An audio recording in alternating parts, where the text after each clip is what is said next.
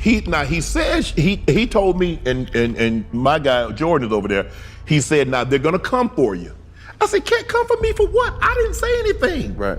He said they're gonna come, and they're gonna say a lot of different things, and they're gonna be some people that you thought you might be able to get that they're not gonna come now. Right. And that's absolutely has happened. All of these big.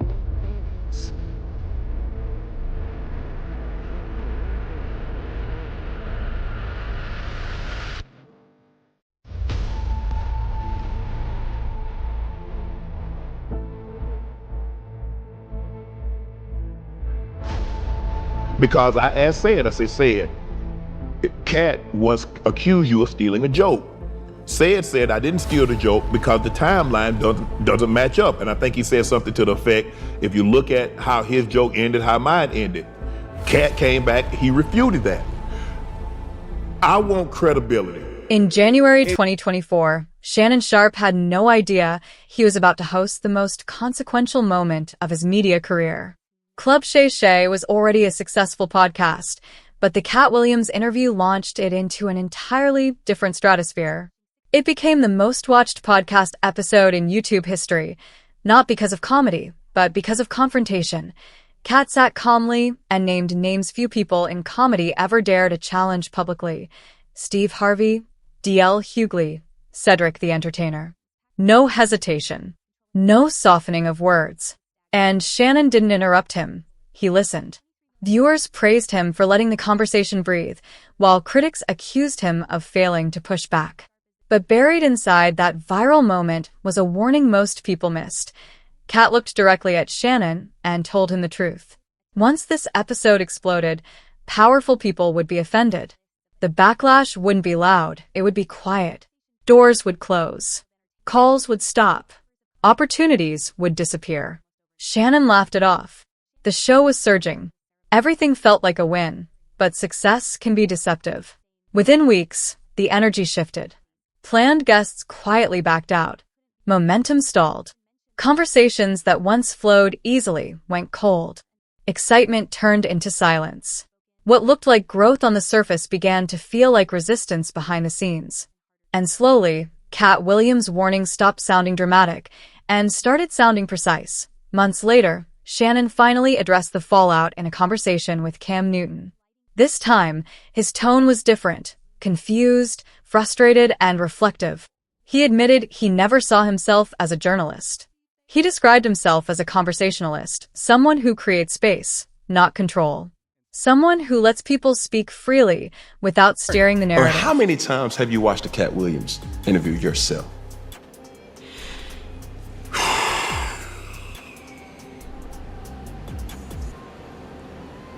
Damn. Maybe. Now I'm trying to think. Cam, I think I don't really like to watch them back because I'm absorbing it as they're speaking. Mm-hmm. And a lot of times, and I think I went back and I watched like 30 minutes of it and I just like damn. Cause I went back and I'm like, damn, he said that? Where was I? He was saying so much that I'm like, but Kim, I didn't know it was gonna cause this kind of ripple. I didn't think it was gonna move me in the direction. I'm glad it did. I understand what comes along with that. But if you remember, he said it. He said this is gonna put you in another dimension. He definitely did. He said, but my mama said, boy, there's power in the tongue. Yes. He told me, and my guy Jordan is over there. He said, now they're gonna come for you. I said, can't come for me for what? I didn't say anything. Right. He said they're gonna come, and they're gonna say a lot of different things, and they're gonna be some people that you thought you might be able to get that they're not gonna come now. Right. And that's absolutely has happened. That's absolutely has happened. They were so excited. Thanks for reaching out. We can't wait to sit down.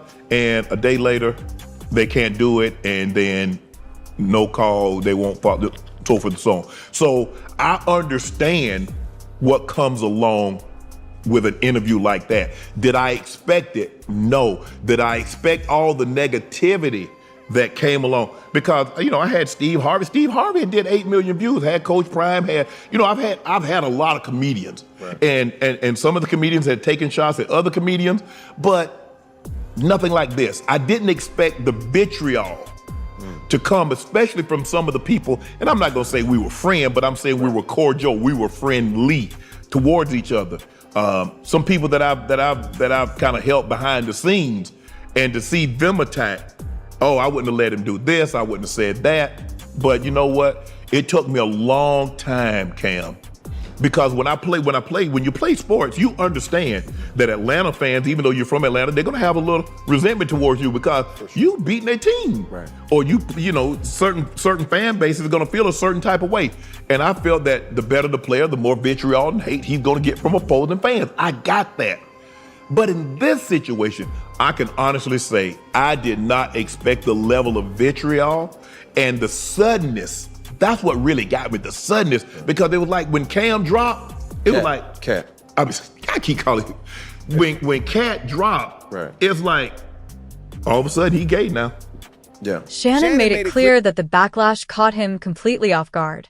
He admitted that celebrities were angry, some openly, others quietly discouraging people from appearing on Club Shay Shay. Then it went further. Rumors began circulating about his personal life, including whispers about his sexuality. That, he implied, was the part that hurt the most, because the consequences were no longer just professional. They had turned personal. This is where the tension surrounding Cat Williams becomes more complicated.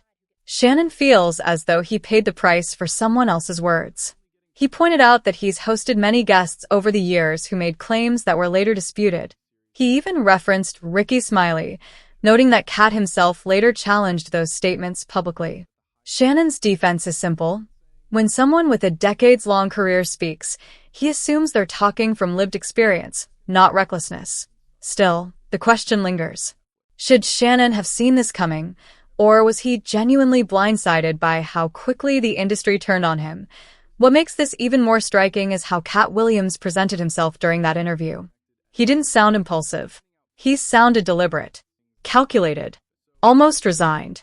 When he warned Shannon about the backlash, it wasn't theatrical or emotional. It was calm, matter-of-fact, like someone describing an outcome he had already lived through.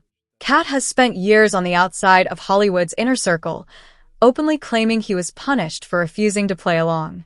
In his world, silence is currency. Loyalty is enforced quietly. And anyone who disrupts that balance becomes a problem. The response from other comedians only reinforced that idea. Steve Harvey spoke cryptically about eloquent liars, without naming names. DL hugely mocked Shannon publicly. The message was subtle, but unmistakable. This wasn't just disagreement, it was correction. Club Shay Shay, yeah. I was trying to do something there that hadn't been done. I thought that I had figured out the algorithm mathematically, and I thought that I could show that. And when I wrote it out to kill the careers of the people I was talking about, right? But it was so vicious that I erased all of the knockout blows and just left the jabs so that the comic I'm talking about knows that I know your real story. I'm gonna tell this, but you know what else I know. So, yeah, I was... Do you want to tell any of those stories now? Well, I'm saying... Cat Williams did not sound reckless during that interview. He sounded deliberate, almost resigned, like someone who already understood what would come next. When he warned Shannon Sharpe about the backlash, there was no theatrics, no exaggeration. It was calm, matter-of-fact. The tone of someone speaking from experience. Cat has spent years on the outside of Hollywood's inner circle, and he has been open about why. He believes he was punished for refusing to play along. In his world, silence is currency. Loyalty is enforced quietly. And anyone who disrupts that balance doesn't get confronted, they get isolated. The reaction from other comedians came fast. Steve Harvey spoke cryptically about eloquent liars, without naming names. DL Hughley mocked Shannon publicly. The message wasn't subtle. The industry had responded exactly the way Kat said it would. Looks like Steve Harvey still hasn't forgiven Shannon Sharpe for giving Cat Williams a platform to diss him. So Steve Harvey was on the Pivot podcast earlier this week, and on the podcast, he called Shannon Sharpe disloyal and clickbaity in so many words. So Steve Harvey is still upset that the Cat Williams and Club Shay Shay interview did about 90 million views and counting. It's the most watched interview in YouTube history. And Cat Williams in that interview, for a large chunk of it, is calling Steve Harvey disloyal, calling Steve Harvey a snake, making accusations that Steve Harvey snaked a couple of his friends. Is not a good look for Steve Harvey at all. And Steve Harvey knows he could do a million interviews up until his death, correcting whatever Cat Williams said on that interview. But the interview just did so many views that it don't matter like how many interviews Steve Harvey do, it would never reach the audience that Cat Williams reached when Cat Williams was going off on him. So here's what Steve Harvey had to say on the Pivot podcast about Shannon Sharpe. Y'all got a podcast and you're doing it brilliantly. Please don't stop doing the way you do. See, the problem with people is they get something that work and then they want to find something that work better. You ain't got to fix it if it ain't broke. See, I'm on radio for real. I have a real radio show. I have the #1 adult contemporary show, 25 to 54 in America. The Steve Harvey Morning Show. I'm at 112 markets. I got 9 million listeners. I'm controlled by FCC rules.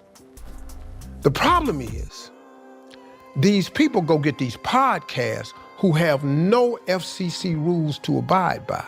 But you have to remember, even though you're on a podcast, you still got a brand. Yeah. And so you can't say what you want to say and expect to be relevant and not get canceled. You can't have a podcast and the way that you think you can make money is on clicks and views at the expense of others and not expect to have to pay the expense. You can't have a podcast and light me up and don't expect to get lit up. You can't have a podcast, let somebody come on your show and talk about your friends.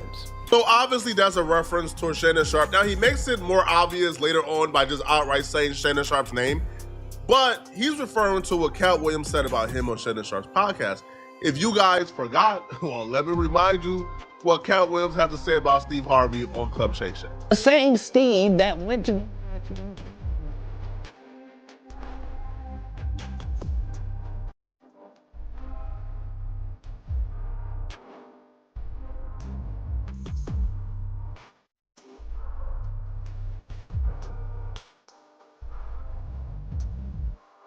What made this Cat Williams interview so potent for a lot of Cat Williams enemies is because whatever Cat Williams said, you could do a quick Google search and figure out he wasn't lying.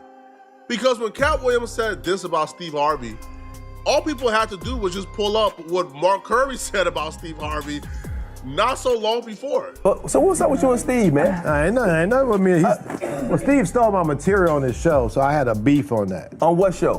When he was on his the talk show he had, and he did all my Halloween material one Halloween. I'm watching. Somebody called me and said, "Man, homeboy doing your material." So he did my whole Halloween run. And I know he didn't think of it. And this is true stuff that really happened to me. And so my thing is, you don't have to do that, homeboy. Right. So, you made enough money. Wow. You made enough money. You did enough. Why are you on my material? Right. What makes this situation uncomfortable is that both men may be right. Cat told his truth. Shannon gave him space. But the industry doesn't respond to intention. It responds to disruption. And the moment Club Shay Shay proved it could disrupt long-standing narratives, it stopped being treated like just another podcast. It became something that needed to be managed. Things grew even murkier when people began connecting dots that were never officially drawn. The original interview did not tie Shannon to any larger scandals. But Kat had predicted that 2024 would be a year of major industry exposure. As new headlines emerged, audiences went back and rewatched the interview with fresh eyes. Online speculation followed. Old posts resurfaced. A deleted tweet from someone claiming a connection to Shannon hinted at parties and uncomfortable encounters. None of it was confirmed. None of it appeared in the interview or in Shannon's later comments. But once rumors begin circulating, they rarely need evidence to grow. That added a new layer of pressure. Not just professional backlash, but narrative drift. Shannon found himself pulled into conversations he never started, simply because he hosted the wrong discussion at the wrong moment. What Shannon may not have fully realized is that Club Shay Shay stopped being just a podcast after the Cat Williams episode. It became a platform with influence. And influence without permission is dangerous in a controlled industry. There was no public cancellation, just quiet isolation. Fewer opportunities. Less cooperation. Subtle distancing. Shannon followed the rules as he understood them. He didn't attack anyone. He didn't edit the truth. Yet he became the one absorbing the consequences. That's where resentment quietly forms, not necessarily toward Cat, but toward the reality Cat exposed. Shannon may feel he stepped into a battle he never agreed to fight. Cat may feel this outcome was always inevitable. Both perspectives can exist at the same time. This story refuses to fade because it overlaps with a larger pattern people are starting to notice. Whenever conversations turn to industry silence, quiet blacklisting, or rumor campaigns, the same themes keep resurfacing. Not because anyone was directly accused in Shannon's situation, but because Cat pointed to a broader system. One built on influence, social leverage, and private spaces where alliances are formed. For years, stories about exclusive parties and closed-door networks have circulated quietly. Invitations meant access. Attendance meant protection. Absence raised questions. None of this is officially documented. But the consistency of these stories is what keeps people talking, and why this moment still feels unresolved. No, not they offered him $50 million and he turned it down.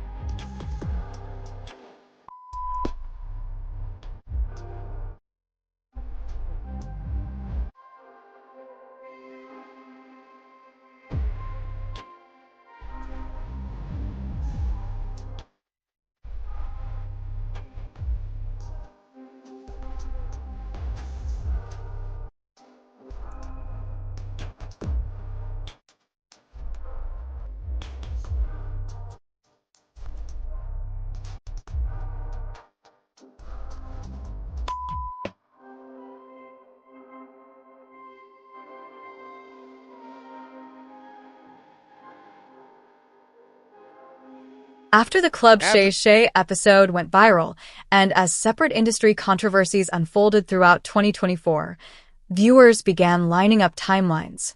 They noticed that some of the figures Cat Williams hinted at had long histories of moving through the same private spaces. That doesn't imply guilt, but it does suggest proximity to power. And in entertainment, proximity alone can change how a story is told.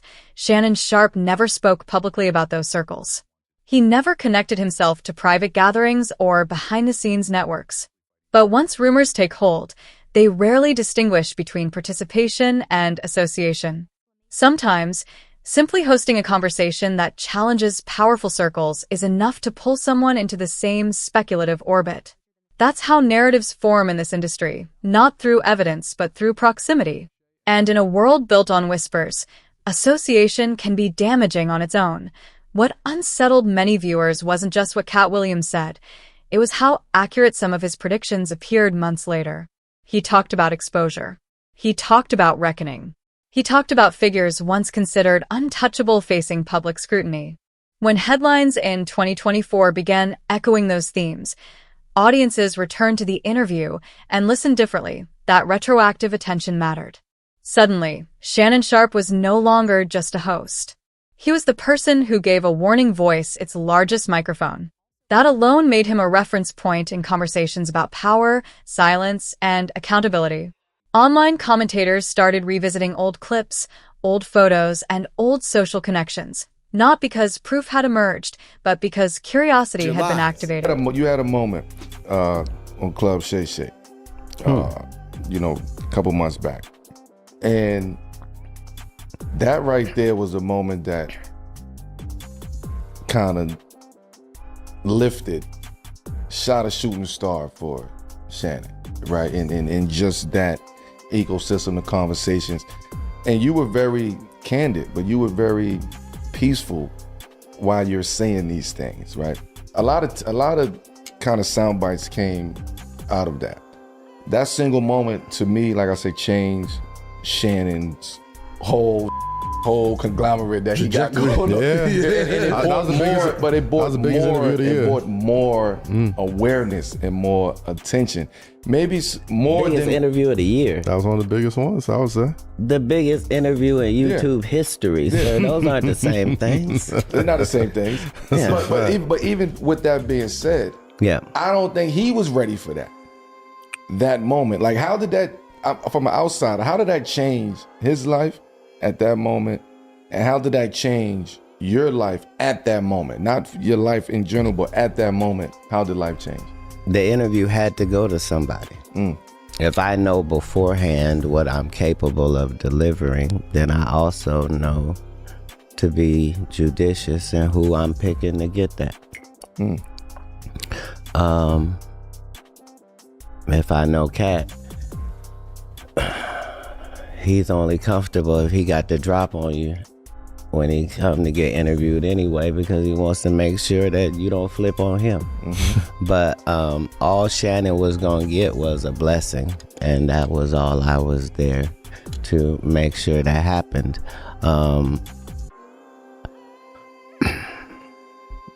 You ain't got to drop on anybody here, do you? I was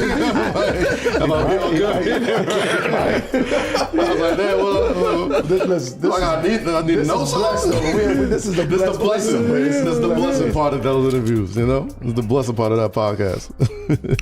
Right. Well, I'm saying in my personal business, you can either do the dirt or you can know the dirt. I'm one of the chosen high-ranked know the dirt individuals, right? And so dirt responds as they should when the vacuum walks in. Nah, come on. Are you a rapper? You rap on the side? Clearly, sir, yeah. No, I still rap currently. No, I'm saying currently. Yeah. But my point was that I came to deliver an interview having seen some of my competitors and peers get on that same court and do a performance that involved my name. And so once 6 or 7 of you have made this same violation, it's my job as the king to show up and chastise thee. This is my job. I'm supposed to come in and restore order because that's my position. The fact that it's ignored by the clowns because they're all in the same frat, comedically, like, that's all well and good. I don't care nothing about none of that, but the job still needs to be done.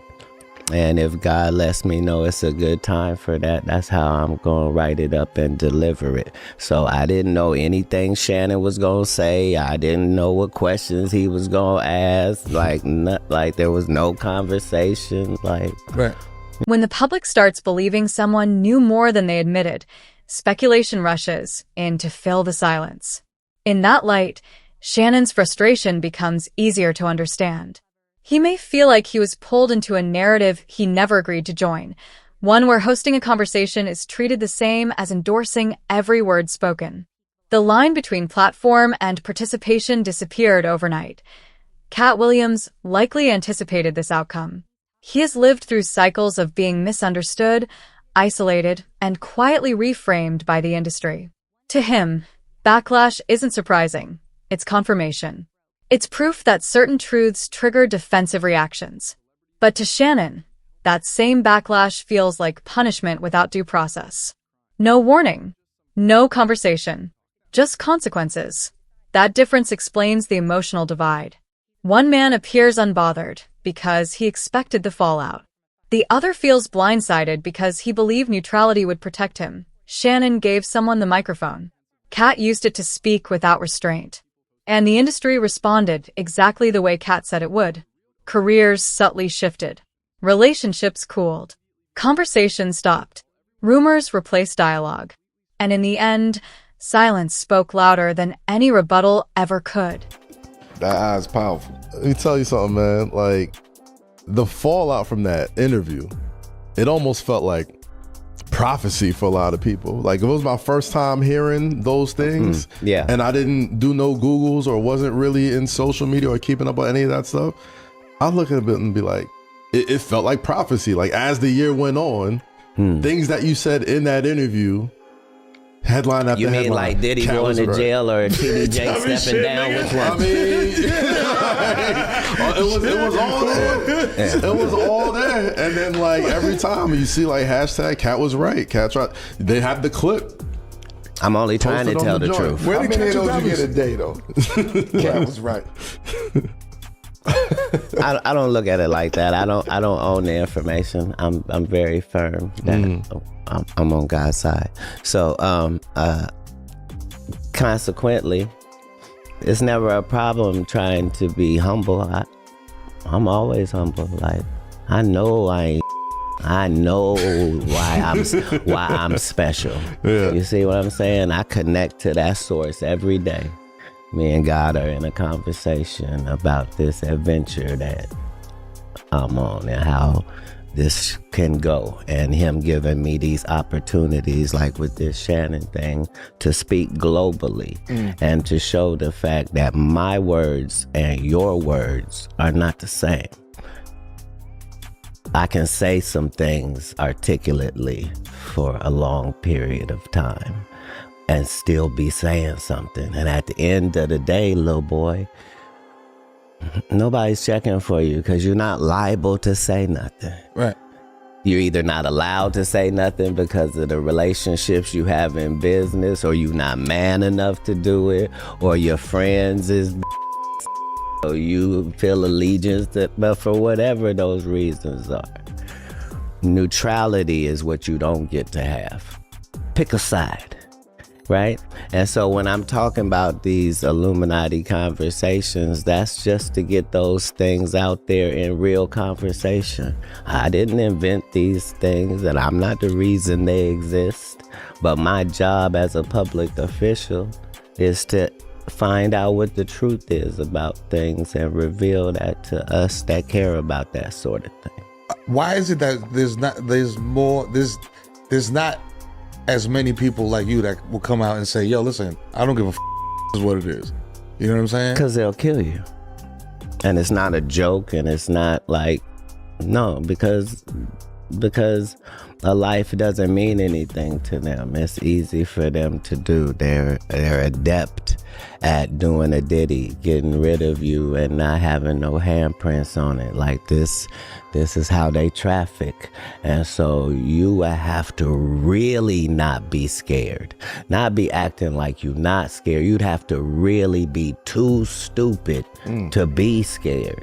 You see what I'm saying? I'm backed by God, so I don't even know how to have the fear you need me to have. But is that stupidity? That ain't stupid if you backed by God. Hey, I just put it out there for the idiots to have something to grasp onto.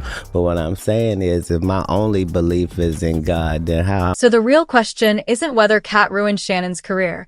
It's whether Shannon finally saw how fragile success becomes the moment uncomfortable truths are spoken out loud. And if silence is the unspoken rule for survival in this industry, how many people are truly willing to risk everything just to break it? Let us know what you think in the comments below. If you enjoyed this video, hit that subscribe button so you never miss what's coming next. And until then, fam, keep it real.